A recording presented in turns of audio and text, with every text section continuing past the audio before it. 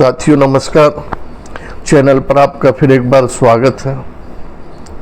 साथियों, हम आध्यात्मिक दृष्टि से देखें तो इस दुनिया की रचना, इस दुनिया पर हर जीव जंतु, पेड़, पशु, पक्षी, सबकी रचना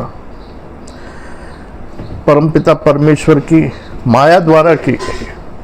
ये सब माया का ही घटना चक्र है जो इस धरती पर अच्छा बुरा जो भी काम हो रहा है माया का ही रूप है। साधु संत ऐसा ही कहते हैं। ईश्वर ने आदमी को इस धरती पर भेजा, बुद्धि दी, विवेक दिया, ज्ञान दिया, उसकी सुख सुविधा के लिए हर साधन उत्पन्न किए बनाए। आदमी ने अपनी आवश्यकता अनुसार खोज की, विकास किया, आगे बढ़ा। आज आदमी चांद पर बस्ती बसाने की सोच रहा है। वैज्ञानिक लोगों ने चांद पर अपने झंडे गाड़ दिए हैं। साथियों, ये 5-5.5 फुट का आदमी, 6 फुट का आदमी बहुत कुछ कर सकता है, लेकिन इसकी ये खोपड़ी में जो बुद्धि है उसके अंदर क्या है ये किसी को पता नहीं। उसकी मानसिक विकृति जो है वो कितनी बिगड़ चुकी है ये तब पता चलता है जब उसके दुष्कर्म, उसके द्वारा किए गए बुरे कर्म सबके सामने आते हैं, समाज के सामने आते हैं, कानून के सामने आते हैं। तभी पता चलता है कि अरे ये आदमी की बुद्धि इतनी गिरी हुई थी, ये आदमी इतना बुरा कर्म कर रहा था। साथियों,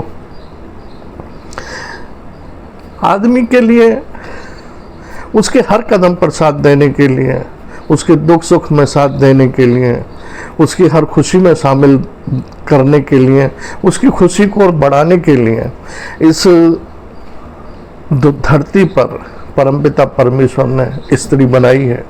उसको भेजा कि ये दोनों धरती पर जाएं और अपनी दुनिया बसाएं, सुख से रहें, हंसी खुशी रहें और अपना जीवन यापन करें। लेकिन यहाँ मैं तो ये समझता हूँ कि ईश्वर ने जो आदमी को भेजा है उसको 2 अधिकार दिए, या तो गुलाम बनकर जिए या मालिक बनकर जिए। अब ये आदमी को सोचना है कि वो गुलाम बनकर जिए या मालिक बनकर जिए। यहाँ आप सोच रहे होंगे कि गुलाम किसका, मालिक किसका? आदमी खुद का। इंसान के अंदर, आदमी के अंदर जो मन है, जो इच्छाएं हैं, जो भोग विलास की तमन्नाएं हैं, अभिलाषाएं हैं, अगर वो उनका गुलाम बनता है तो उसकी ज़िंदगी नरक बन जाती है।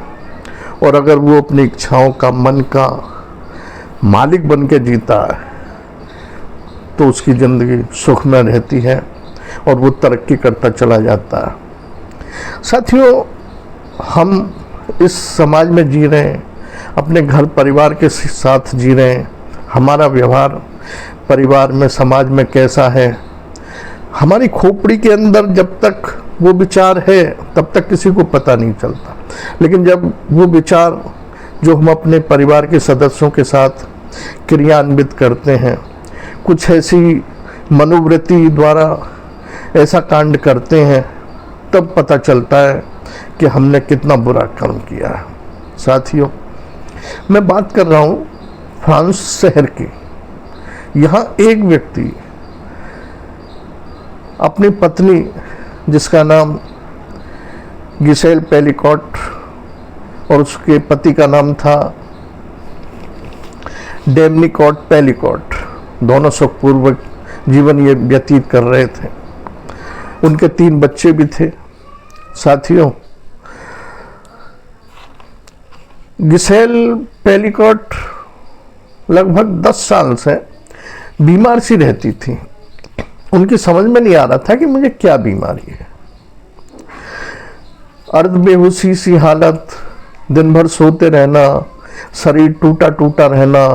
उन्होंने कई डॉक्टरों को भी दिखाया, लेकिन डॉक्टरों ने की समझ में उनकी बीमारी पकड़ में नहीं आई कि पता ना क्या बीमारी है जो हर वक्त नींद आती रहती है, शरीर दिन भर टूटा टूटा महसूस करता है।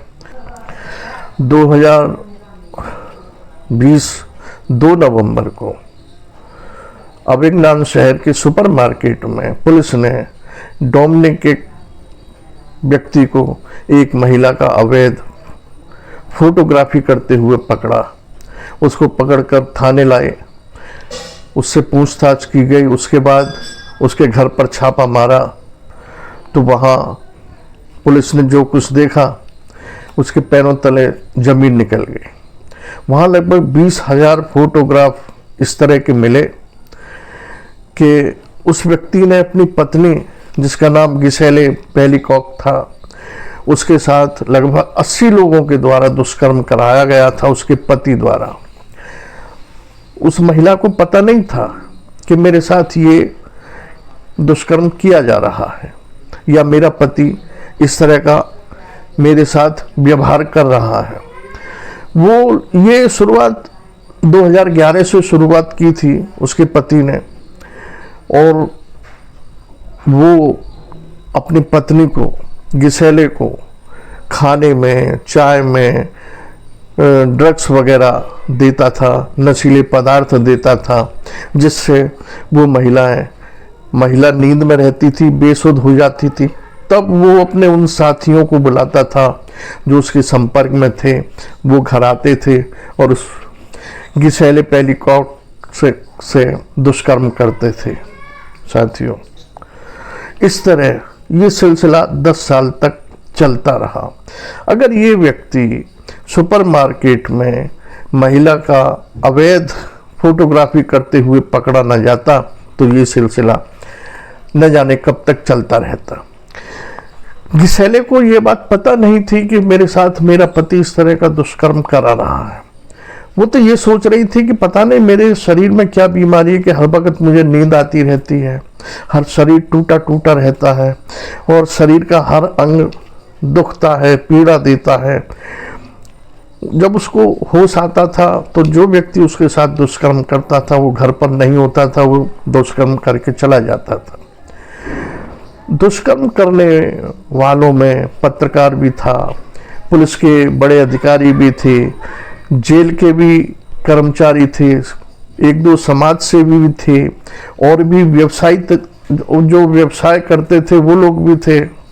साथियों, उस महिला ने जब ये देखा कि मेरे साथ मेरे शरीर इस तरह का हो रहा तो उसने कई डॉक्टरों से परामर्श भी किया, दिखाया भी, लेकिन किसी डॉक्टर की नज़र में उस महिला की बीमारी नहीं आई। महिला को तो और बीमारी थी, जो पति द्वारा इस तरह का कांड किया जा रहा था उस महिला को।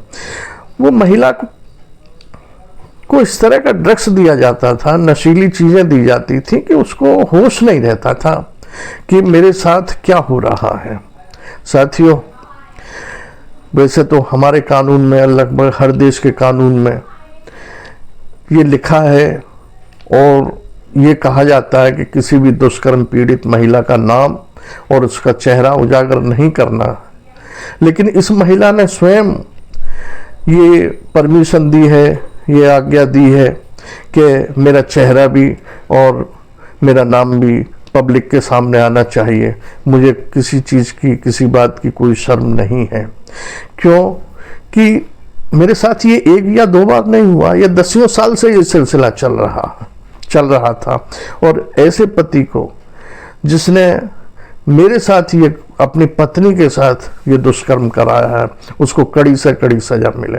साथियों, महिला ने ये भी मांग की है कि ये केस खुली अदालत में चले और आम आदमी भी अदालत में जब ये केस चले तो सुनवाई के लिए, अदालत की कार्रवाई देखने के लिए आ सकता है। अभी पिछले गुरुवार को इस महिला ने, दुष्कर्म पीड़ित महिला ने अदालत में खुद ये अपने बयान दर्ज कराए हैं। उसने खुद कहा है कि मुझे ये दुष्कर्म करने वाले एक मांस की गुड़िया समझते थे, जैसे चाहे मेरे शरीर का उपयोग करते थे। मुझे कूड़े की एक पेटी समझ लिया था, उसमें अपनी गंदगी डालकर चले जाते थे। बहुत असहनीय और बहुत ही निंदा करने वाला ये कृत्य इन लोगों ने किया है। इन्हें सबको कड़ी से कड़ी सजा दी जाए। साथियों, कुछ लोगों को फ्रांस की पुलिस ने गिरफ्तार कर लिया है, कुछ अभी बाहर हैं, अभी जांच चल रही है, इधर अदालत की कार्रवाई भी चल रही है। साथियों, मैं यही कहना चाहता हूं कि ईश्वर ने आदमी को कितने खूबसूरत शरीर दिया है, रंग रूप दिया है, बुद्धि दी है, विवेक दी है। क्यों हम अपने मन पर कंट्रोल नहीं कर पाते, हम अपनी विकृत मानसिकताओं पर कंट्रोल नहीं कर पाते। हमें वो संगत छोड़ देनी चाहिए, वो साथी, वो दोस्त छोड़ देने चाहिए जो हमें बुरे रास्ते की तरफ ले जाने का प्रयास करें। विकृत मानसिकता हमारे अंदर पैदा हो, उस रास्ते पर हमें चलना ही नहीं चाहिए। साथियों, इसी के साथ आपने वीडियो देखी सुनी, इसके लिए आपका धन्यवाद, आभार, नमस्कार साथियों।